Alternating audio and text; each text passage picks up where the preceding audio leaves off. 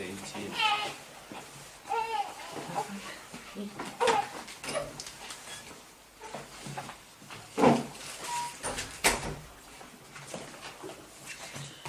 Genesis? Chapter 15, verse 18. 15:18. 1-3. 15:18. 1-3 to 16. So you can read it. And he said unto Abram, know of a surety that thy seed shall be a stranger in a land that is not theirs, and shall serve them, and they shall afflict them 400 years. Verse 4. And also that nation whom they shall serve will I judge, and afterwards they come out with great substance. 15 and 16. And thou shalt go to thy fathers in peace, and thou shalt be buried in a good old age. But in the fourth generation they shall come hither again, for the iniquity of the Amorites is not yet full. Okay, so who was God speaking to here? Abraham. And what was he telling him?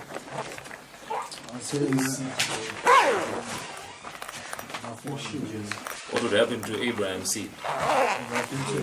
They will sojourn and be afflicted 400 years. Go to, as a second witness, you can read Acts chapter 7, verse 6 to 7. So what would they be in the land of Egypt? Strangers. They would be strangers. Another word, Captives. they would be captives. So they would go into captivity. Yes. Are we together?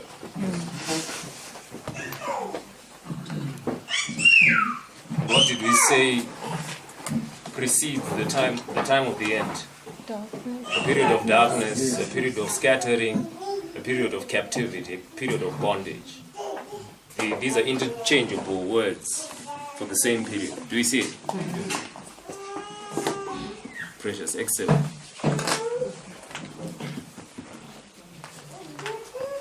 Verses 6 and 7. And then Kupio open CTR. should I take into this?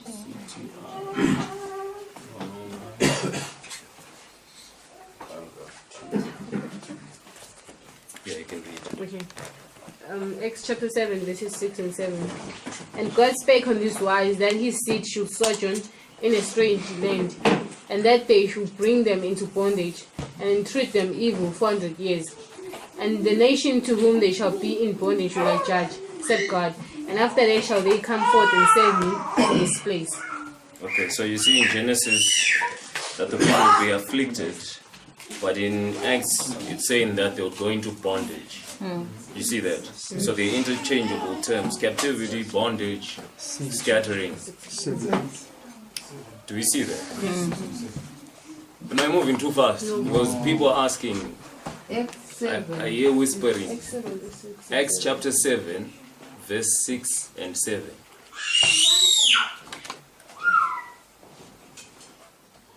So it's mentioning that they would go into bondage for 400 years.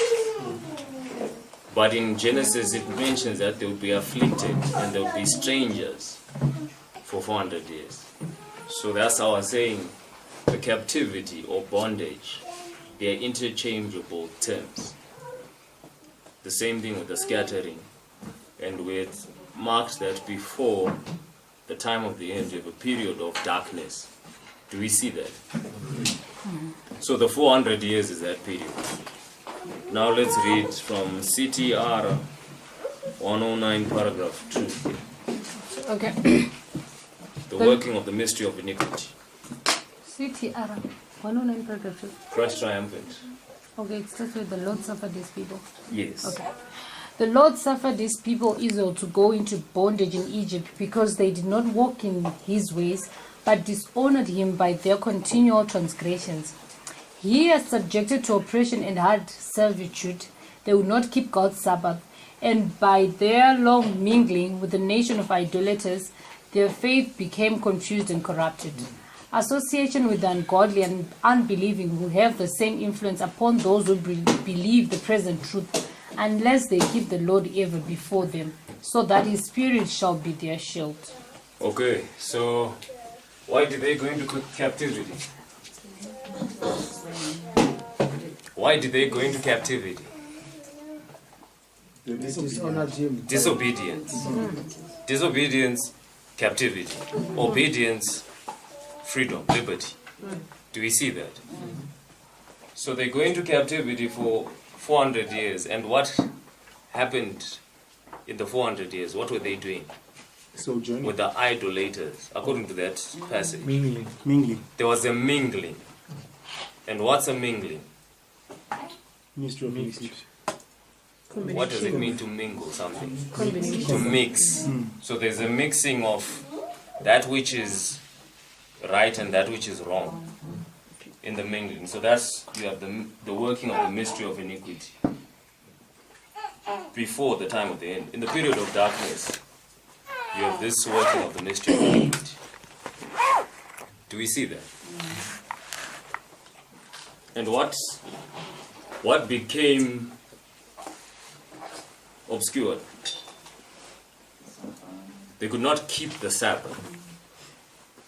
So if you are practicing this, if you're in disobedience, should there be reform? Should there be a change from that disobedience? Thus the reform line starts to demonstrate that. Do we see it? Okay. So Karabuk, Genesis 50 verse 24 and 25. Time of the end. Genesis 50. Verses 24 and 25.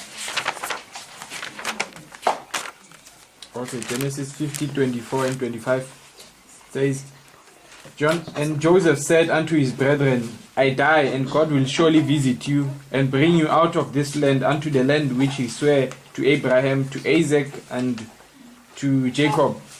And Joseph took an oath of the children of Israel, saying, God will surely visit you, and ye shall carry up my bones from hence. So what was Joseph saying? You will come out of Egypt. He was telling them that you will come out of Egypt. And then what happened to him? God will visit them. What happened to Joseph? Died. He then died. Do we see that? Okay, follow the questions. Joseph gives a prediction. He's giving a second witness to what Abraham had been told. That you're going to be released from that bondage. Now, Nkomo read Exodus 1, verse 6 to 10. Exodus chapter 1. So we're at the time of the end. Exodus chapter 1, verse 6 to 10. Reads as follows. And Joseph died, and all his brethren in all that generation. 7. And the children of Israel were fruitful and increased abundantly and multiplied and waxed exceeding mighty, and the land was filled with them. 8. Now there arose up a new king over Egypt, which knew not Joseph. And he said unto his people, Behold, the people of the children of Israel are more and mightier than we.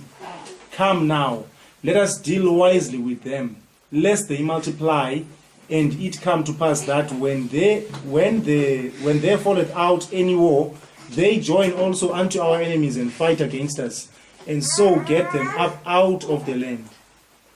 Okay, so what has happened here? Joseph has died. Joseph dies, there's a new Pharaoh. Do we see that? And what is happening to the children of Israel? They're multiplying. So let's read the commentary. PP 242, paragraph 1.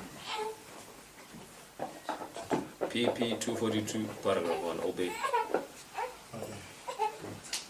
And then Sister Eve, you read paragraph 2.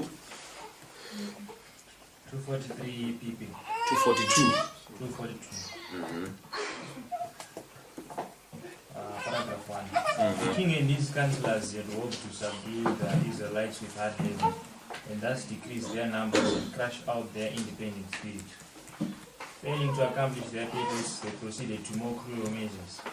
Orders were issued to the women whose employment gave them opportunity for executing the command, to destroy the Hebrew male children at their birth, Satan was the mover in this matter. He knew that a deliverer was to be raised up among the Israelites, and by leading the king to destroy their children, he hoped to defeat the divine purpose. But the women feared God, and they did not execute the cruel mandate. The Lord approved their cause and prospered them. The king, when he heard the father of the made the command more urgent and extensive.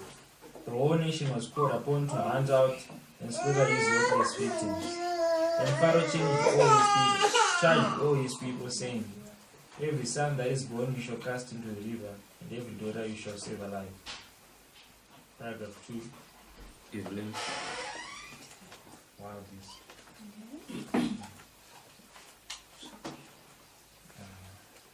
Just continue.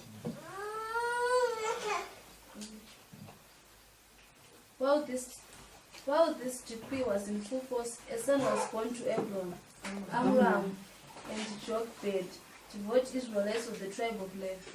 The babe was a goodly child, and the parents, believing that the child of Israel's release was drawing near, and that God would raise up a deliverer of his people, determined that the only true one should not be sacrificed. Faith in God strengthened their hearts, and they were not afraid of the king's command. Hebrews 11:23. Alright, so what is happening here? Exodus chapter 1. The king and his Has the council. time arrived for God to begin to deliver his people? Yes. Do we see that? And who was being raised up? Moses was born. God was raising up a deliverer, Moses. And what does Pharaoh do? He gives a decree that the women might do what? Might kill the male children. Because Satan was the one moving Pharaoh to decree that these male children be killed. Do we see that? So you have a fulfillment of prophecy taking place at the time of the end. And you have the deliverer being born here, Moses. And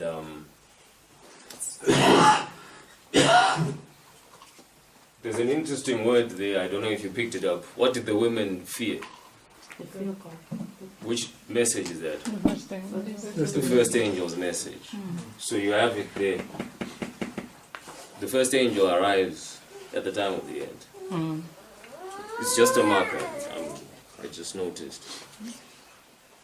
And then there's an unsealing or an increase in knowledge when you, from the time of the end. We're just following those characteristics that we marked out yesterday. So let's read from PP 244, paragraph 1. 244, 4. paragraph 1. Which starts by saying she kept the boy. Yeah, she kept the boy. She kept the boy as long as she could, but was obliged to give him up when he was about 12 years old. From his humble cabin home, he was taken to the royal palace, to the daughter of Pharaoh, and he became her son. Yet even here he did not lose the impressions received in childhood. The lessons learned at his mother's side could not be forgotten. They were a shield from the pride, the infidelity, and the vice that flourished amid the splendor of the court. Sister Jessie, paragraph 2. How far-reaching in its result was the influence of that one Hebrew woman, and she an exile and a slave. The whole future life of Moses, the great mission which he fulfilled as the leader of Israel, testifies that to the importance of the work of the Christian mother. There is no other work that can equal this. To a very great extent, the mother holds in her own hands the destiny of her children. She is dealing with developing minds and characters, working not only for time, but for eternity. She is sowing seed that will spring up and bear fruit, either for good or for evil. She has not to paint a form of beauty upon canvas or to chisel it from marble, but to impress upon a human soul the image of the divine. Especially during their early years, the responsibility rests upon her for forming the character of children. The impression now made upon their developing minds will remain with them all through life. Parents should direct the instruction and training of their children while very young, to the end that they may be Christians. They are placed in our care to be trained, not as heirs to the throne of an earthly empire, but as kings unto God, to reign through unending ages. Okay, so question. Who is receiving an increase in knowledge? Moses. Who was he learning from? His mother. And what was she sowing? That would be a fruit. She was sowing what? She was sowing seed. That would bear fruit. Either for good or for evil. Is that so?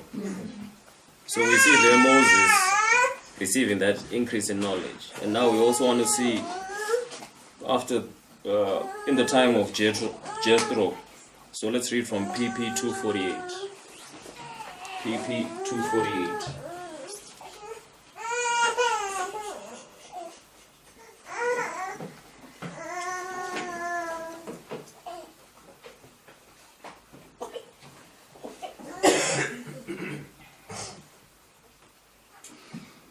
PP 248. As you get, do you have it? Paragraph 1. Moses had been learning much that had been unlearned. Influences that had surrounded him in Egypt. The love of his foster mom. His own high position as the king's grandson. The distillation. Do you see picture? On every hand. The refinement, the subtlety, and the mysticalism of a false religion. The splendor of idolatrous worship. The solemn grandeur of architecture and sculpture. All had left deep impressions upon his developing mind and had been molded to some extent his habits and character. Time, change of surroundings, and communion with God could remove these impressions. It would require on the part of Moses himself a struggle is for life to renounce error and accept truth. But God would be his helper when the conflict should be too severe for human strength. Okay. So, what did Moses need? Time. Change of surroundings. In communion with God. Because he needed to separate from what? From error and do what? If you separate from error, what do you have to do? Accept the truth. Do you see that? Okay. Let's read the next paragraph. PP 245, paragraph 2. Next page, sorry. 245. 245 paragraph 2. PP 245, paragraph 2. So we've marked that Moses receives an increase in knowledge from his mother, but because of the influence of Egypt, that influence helped in forming certain habits and his character, and he needed to change. He needed at that time, he needed a change in surroundings, and he needed communion with God, that he might separate from error and to accept truth. Because the controversy is over what? Truth and error. Do we see that? So let's read, who's next? The elders. Yeah, the elders. The elders of Israel were taught by angels that the time for their deliverance was near, and that Moses was the man whom God would employ to accomplish this work. Angels instructed Moses so that Jehovah had chosen him to break the bondage of his people. He's supposing that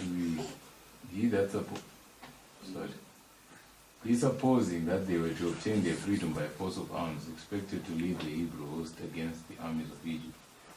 And having this in view, he guarded his affection, lest in his attachment to his foster mother or to Pharaoh, he would not be free to do the will of God. Okay. So do we see another group of people receiving an increase in knowledge? Besides Moses, who's marked? Elders. You also have the elders. Who taught them? Angels. It's the angels. They instructed them that God had appointed to Moses to lead out in the deliverance of his people from the bondage of Egypt. Do we see that? Okay. You can take this down and I'll read it. Youth instructor YI, December 30, 1900, paragraph 6.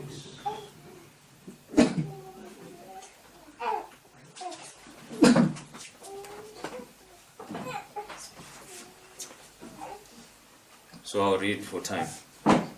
And then the next person reading will be Sister Ruten. So you can open Exodus 3. Yeah, I'll give you the list. So I'm reading now. Youth instructor, December 13, 1900. Paragraph 6. He who sees the end from the beginning watched over and guarded his servant. God transferred Moses from the courts of luxury, where his every wish was gratified, to a more private school. Here the Lord could commune with Moses and so educate him that he would obtain a knowledge of the hardships, trials, and perils of the wilderness. He gave him sheep to care for, that he might become qualified to be the shepherd of God's people.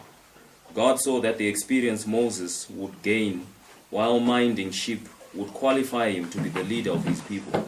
It would enable him to sympathize with those who had everything to learn. It was necessary to select for this position a man who was tender, patient, and sympathizing, a man whose heart would ever be touched by human woe, as a shepherd is touched by the sufferings of the sheep and lambs of his flock. So we see here that God transferred Moses from the courts of luxury to a private school. Do we see it? And in the private school he was to learn lessons of hardship, of trial, and even patience, as he was to shepherd the flock in the natural, and then also shepherd the children of Israel out of Egypt. Do we all see that? Okay, so now let's go to Exodus chapter 3 verse 15. We're now at the formalization Exodus 3, verse 15. to 18. And what? 18 To 18. Exodus 3, verse 15 to 18. And God said moreover unto Moses, Thus saith the Lord, say unto the children of Israel, The Lord God of your fathers, the God of Abraham, the God of Isaac, the God of Jacob, hath sent me unto you. This is my name forever, and this is my memorial unto all generations. 16. Go and gather the elders of Israel together, and say unto them, The Lord God of your fathers, the God of Abraham, of Isaac, and of Jacob, appeared unto me, and saying, I have surely visited you, and seen that which is done to you in Egypt. Verse 17.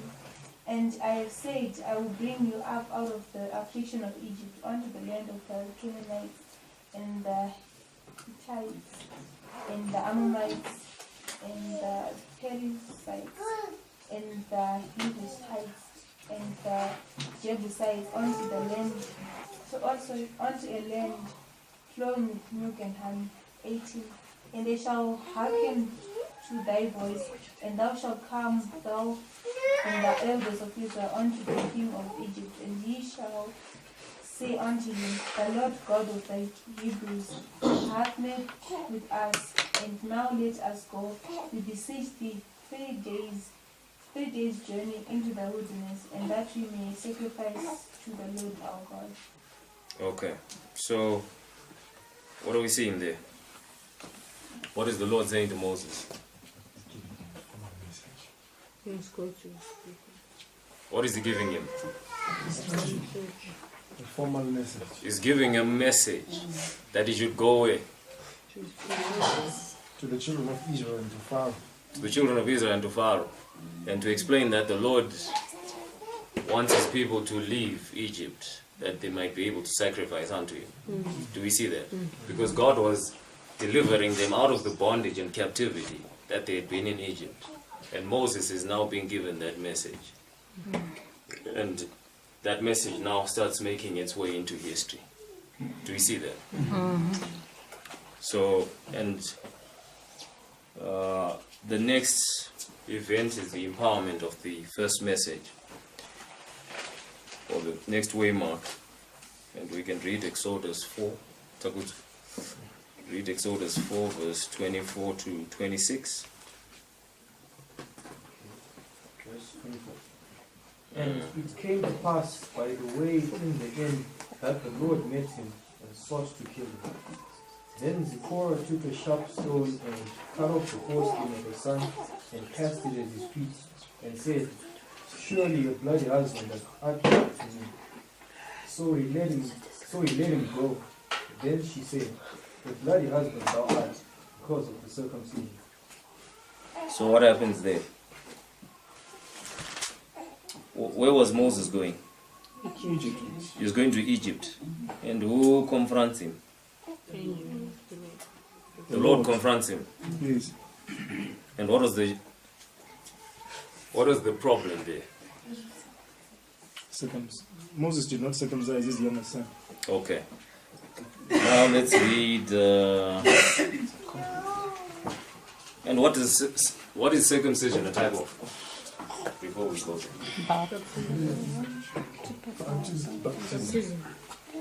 Does anyone have a proof text for that?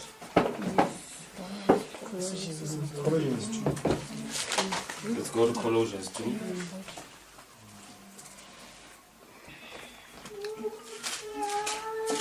Verse 11 and 12. Where are we now?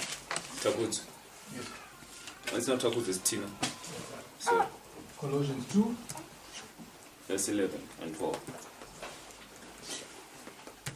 In whom also you are circumcised with the circumcision made without hands, in putting off the body of the sins of the flesh by the circumcision of Christ, that is written in baptism, wherein also ye are risen with him through the faith of the operation of God, who has raised him from the dead. So circumcision is a type of what? Baptism. Baptism. Let's read Romans 6 verse 4.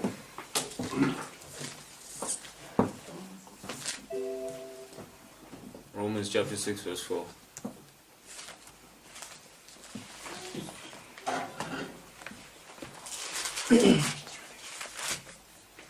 Romans 6, verse 4. Therefore, we are buried with him by baptism into death, that like as Christ was raised up from the dead by the glory of the Father, even so we also should walk in newness of life. Okay, so that's the second witness to Colossians 2, that baptism is burial. Do we see that? Mm-hmm. And baptism has been typified by circumcision. Do we see it? Yes. And how did the angel confront them? Let's read PP 255, paragraph 5.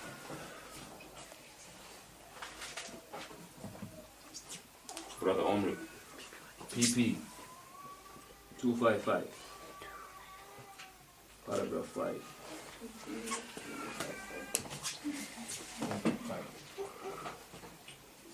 On the way from here. On the way from Midian, exactly.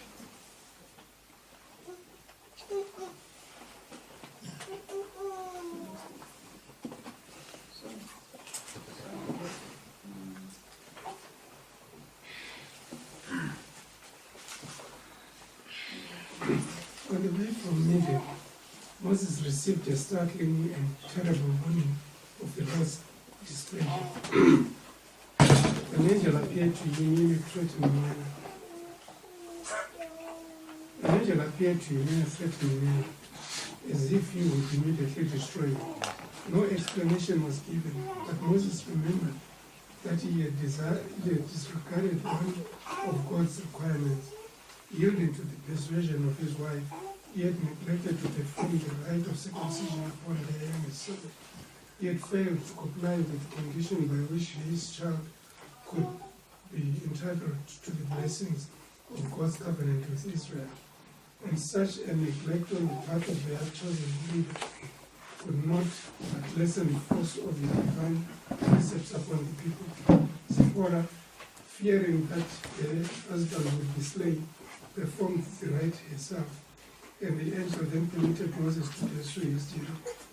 In his mission to Pharaoh, Moses was to be placed in a position of great peril. His life could be preserved only through the protection of holy angels. But while living in neglect of a known duty, he would not be secure, for he could not be shielded by the angels of God. Okay, so what position was this angel in? He came in what manner? In a threatening manner. Do we see that? So was it death? Yes. Was circumcision life and death? Yes. And did we mark that when the first message is empowered, it's life and death? Because it's now a test to those that will hear this message. Do we see it? So you have the test marked there.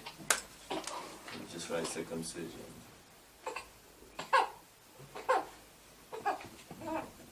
Mind my spelling.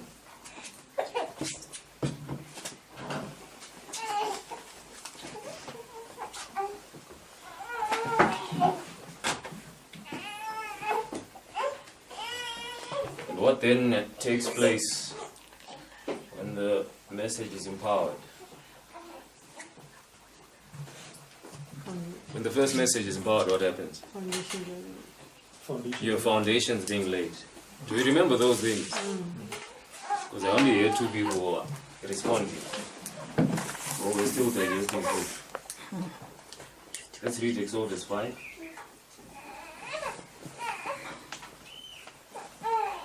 Verse 1 to 4. Who's reading next? Sister Miro. Could you read Exodus 5 if you're not reading? Verse 1 to 4.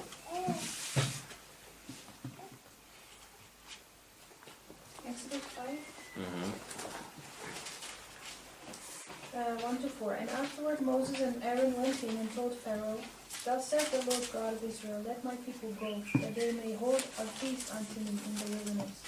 And Pharaoh said, Who is the Lord, that I should obey his voice to let Israel go? I know not the Lord, neither will I let Israel go. And they said, The God of the Hebrews hath met with us.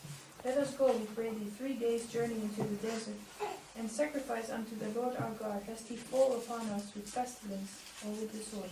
And the king of Egypt said unto them, Wherefore do ye, Moses and Aaron, let the people from their works?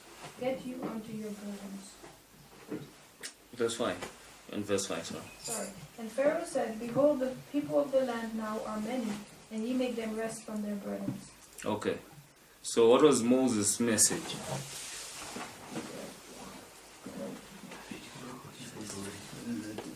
That they might do what? That they might make a feast unto the Lord, or worship the Lord. Do you see that? And what does Pharaoh say that Moses was doing? He was making the people rest. He was making the people rest. Or the people, how does verse 4 put it? You are letting the people from their works. Do you see that?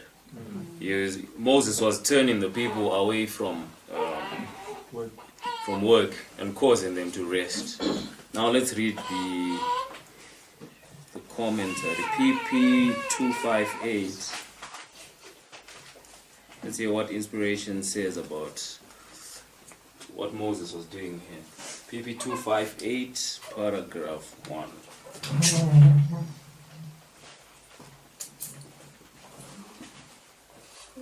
And then we'll read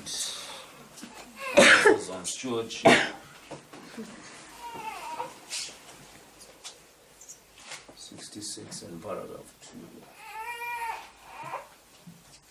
Could Emmanuel, does he have the device? Does it start with in their bondage? Mm-hmm. In their bondage, the Israelites had to some extent lost the knowledge of God's law, and they had departed from its precepts. The Sabbath had been generally disregarded, and the exactions of their taskmasters made its observance apparently impossible. But Moses had shown his people that obedience to God was the first condition of deliverance, and the efforts made to restore the observance of the Sabbath had come to the notice of their oppressors. So what was Moses restoring? Sabbath. The Sabbath. Do we see it? Are we all seeing it? Moses, by causing the people to rest or to let from their works, he was bringing them to the Sabbath, and his efforts were noticed by the oppressors. Let's read CC 66 paragraph 2. Anis, do you have it? CS, sorry, not CC. CS 66 paragraph 2. Brother Anis.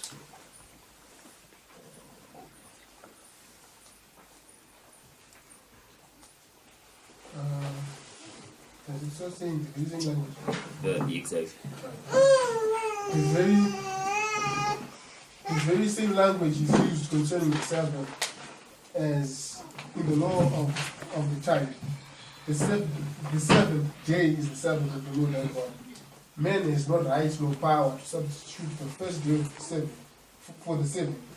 You may pretend to do this, nevertheless the foundation of God standeth sure. The customs and teachings of men will not lessen the claims of the divine law. God has sanctified the seventh day, that specified portion of time set apart by God Himself for religious worship, continues as sacred as when first hallowed by our Creator. In like manner, a tithe of our income is holy unto the Lord. The New Testament does not reenact the law of the tithe as it does not that of the Sabbath. For the validity of both is assumed, and that deep spiritual import explained. While we as a people are seeking faithfully to give to God the time which He has reserved with His own, shall we not also render to Him that portion of our means which He claims? Okay, so question. In CS 66 paragraph 2, what does she call the foundation? Sabbath. The Sabbath. Do you see it? So when Moses was causing the people to rest or restoring the Sabbath, what was he laying? The foundations. Do we see that? Now let's read. We're now back to Tebo. We're going to read Exodus 5, verse 5 to 12. After the foundations are laid, there's a cause to effect relationship of the foundations being laid. And what did we say happens? You see the enemies.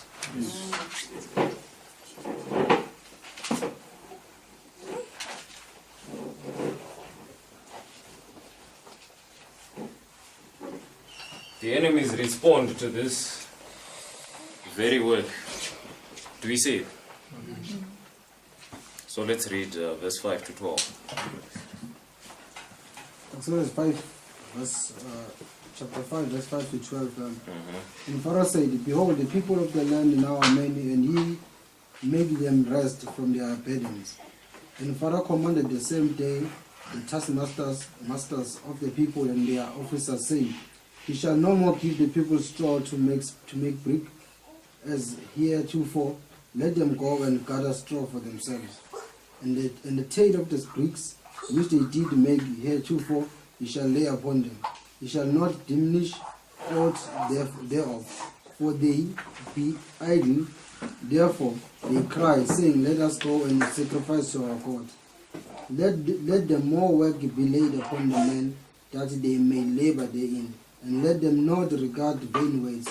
And the taskmasters of the people went out, and the officers, and they spoke to the people, saying, Thus says Pharaoh, I will not give you straw. Go ye get your straw where ye can find it, yet not aught of your work shall be diminished.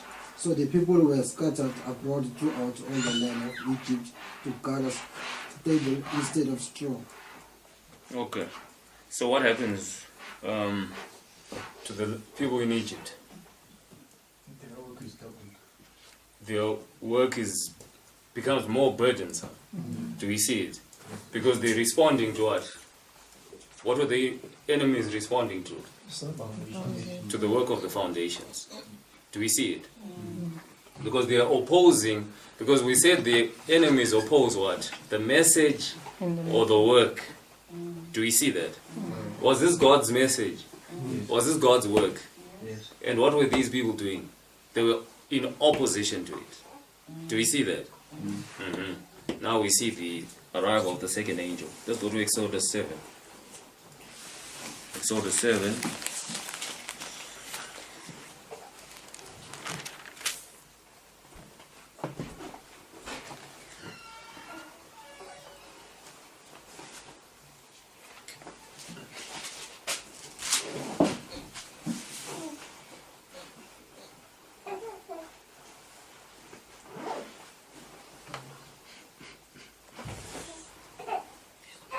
Let's read verse, who's next? Precious. Let's read verse 8 going down to 13. This is 8 verses as follows. And the Lord spake unto Moses and unto Aaron, saying, When Pharaoh shall speak unto you, saying, Shew a miracle for you, then thou shalt say unto Aaron, Take thy rod and cast it before Pharaoh, and it shall become a serpent. 10. And Moses and Aaron went in unto Pharaoh, and they did so as the Lord had commanded. And Aaron cast down his rod before Pharaoh and before his servants, and it became a serpent. 11.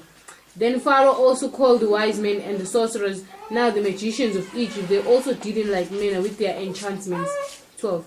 For they cast down every man his rod, and they became serpents. But Aaron's rod swallowed up their rods. 13. And he hardened Pharaoh's heart, that he hearkened not unto them, as the Lord has said. Okay, so what do you see happening there? Counterfeit. There's a counterfeit work there. Okay, just keep that in the back of your mind. Let's go to 2 Timothy. 2 Timothy chapter 3. Sister, please read for us 2 Timothy chapter 3 verse 1 up to 9. 2 Timothy 3.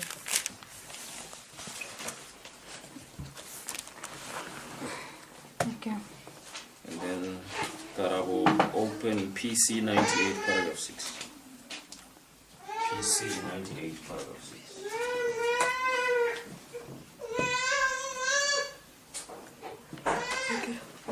This know also that in the last days perilous times shall come. For men shall be lovers of their own selves, covetous, boasters, proud, blasphemers, disobedient to parents, unthankful, unholy, without natural affection, truce breakers, false accusers, incontinent, fierce, despisers of those that are good, traitors, heady, high-minded, lovers of pleasures more than lovers of God, having a form of godliness but denying the power thereof. From such turn away. For of this sort are they which creep into houses and lead captive silly women, laden with sins, led away with divers lusts, ever learning and never able to come to the knowledge of the truth.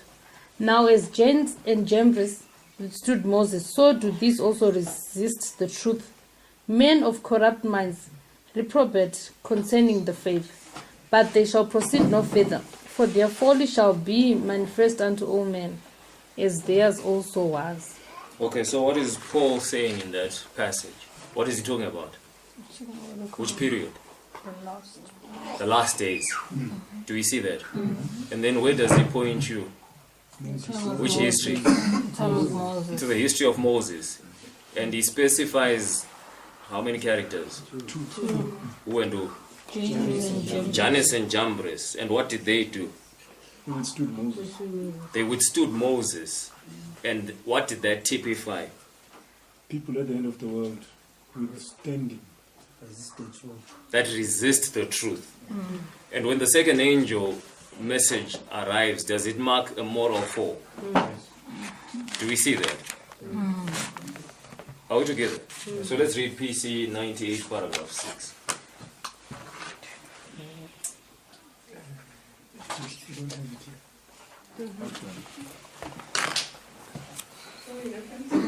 PC 98, paragraph 6. It's Janus and Jambres. Paragraph 2. Paragraph 6. Paragraph 6. Mm-hmm. Okay, yes, I got it. Okay. It is, as Janus and Jambres withstood Moses, so do these also resist the truth. Men of corrupt minds, reprobate concerning the faith. But they shall proceed no further, for their folly shall be manifest unto all men, as theirs also was. We have been given this example in Bible history to teach us that God will vindicate His word and fulfill His holy purpose. Okay, so what was God doing in this history? Holy word. He was leading out a people. Do we see that? And there were men that were resisting that work. They were resisting the work of the message and the messenger. Do we see that? But what would God vindicate? His word. His word. He would vindicate the truth. Do we see that? Okay. Signs of the Times, December 5, 1895. Signs of the Times, December 5, 1895. So you have here Janus and Jambres.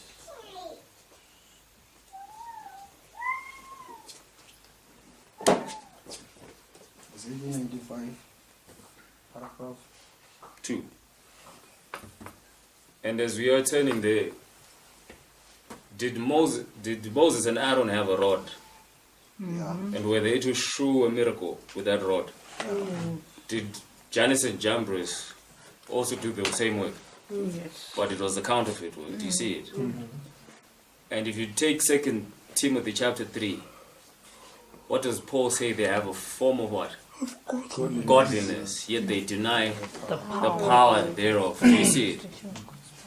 At one level, can you see that manifestation of the miracles they did, it was a form of godliness in type. Is that not so? Because when Moses and Aaron cast the rod, who was working in changing that rod? It was God. But who was doing the other work on the other end? It was Satan.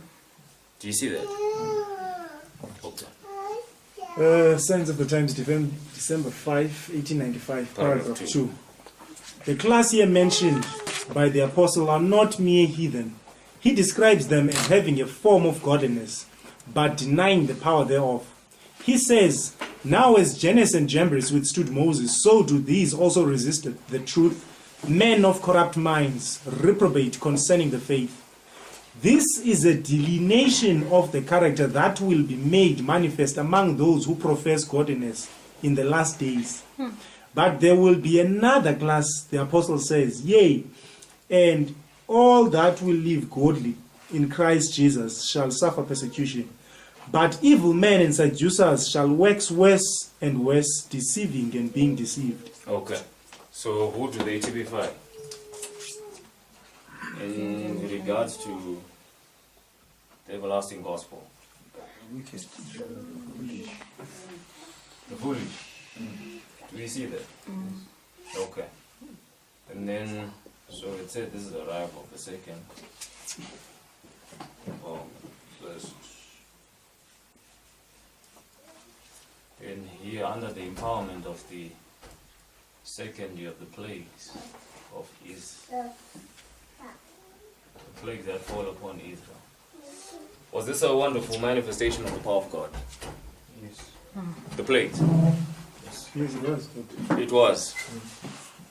And was this confirming Moses' message? Yeah. Yes, it was. We won't read because those are very long passages, but yes, my Lord. Also to notice that the miracles there were actually done by God through Moses and Aaron. So it was divinity working through humanity. Under the time when Moses went to Pharaoh. Yes. Do we see that? Okay. So let's move on to the third message. You can write Passover.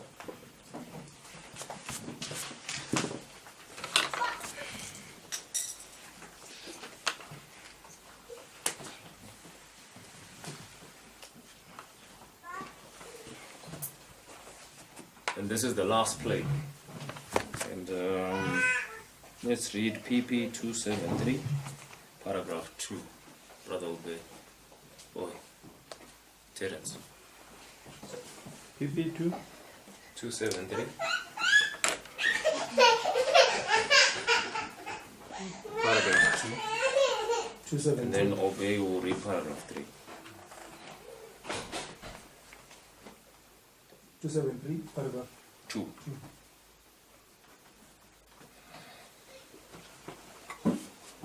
The judgment of which Egypt had the judgment of which Egypt had first been warned was to be the last visit. God is long-suffering and is plenteous in his mercy. He has a tender care for the beings informed in his image. If the loss of their harvest and their flocks and herds had brought Egypt to repentance, the children would not have been smitten.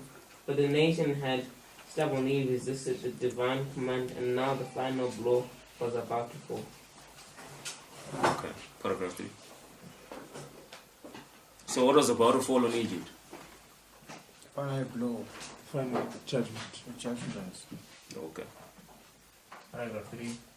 Moses had been forbidden, on pain of death, to appear again in Pharaoh's presence. But the last message from God was to be delivered to the rebellious monarch.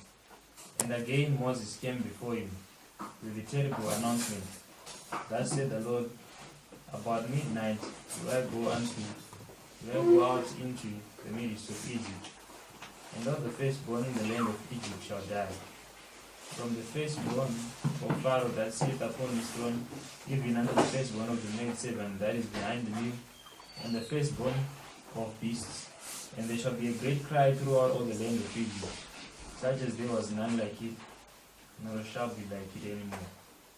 But against any of the children of Israel shall not a dog nor a beast die, against man or beast, that you may know how that the Lord is put a difference between the Egyptians and Israel. And all these thy servants shall come down unto me, and bow down themselves unto me, saying, Get thee out, and all the people that follow thee, and after that I will go out. Okay. So what message arrives here? In the words of that passage.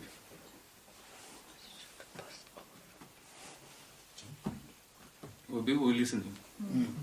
So what message arrives here?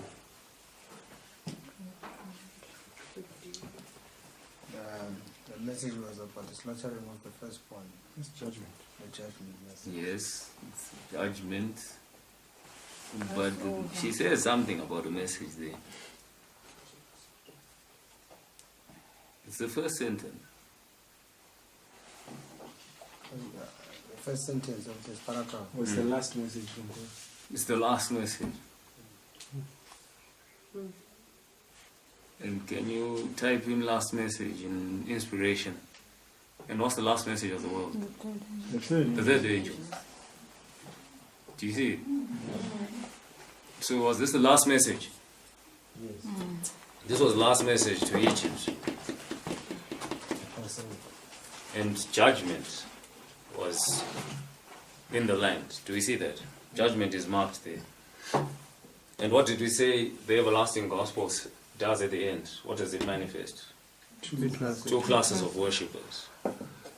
What happened at Passover? We won't read the text. Exodus chapter 12. That's the story. What were they to do?